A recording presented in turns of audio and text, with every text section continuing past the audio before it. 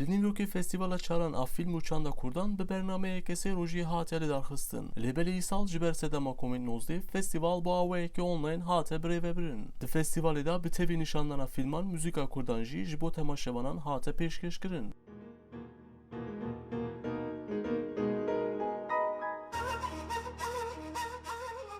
Her wisa dahata festîvalê jî ji bo piştgirîkirina heyva sora Kurdan a li Bakurê Sûriyê wê were bikaranîn. Di festîvalê de nameyek û ji aliyê Serokê Partiya Demokratîk a Gelaniyê Berê Selahattin Demirtaş ve hatû bişandin jî ji aliyê xanima wî Başak Demirtaş ve hate xwendin.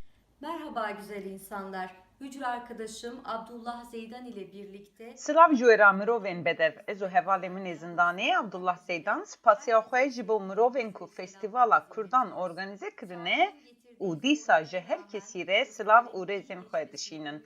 Digel dijwariya nexweşiya korona, ez ê hêvî dikim ku festîval baş derbas bibe û serkeftina wê dixwazim. Min wiha bîstiye ku fîlma Ah Asuman ku min nivîsîbû ji wêra ew ê were nîşandan û hêvî dikim ku hûn ê biecibînin. Min hê temaşe nekiriye, lê dibêjin baş e. Ez bi hêviya dinyayekî baştir, çêkirina fîlmên xweştir û temaşekirina wan wê hemûyan silav dikim. Bi xatirê we.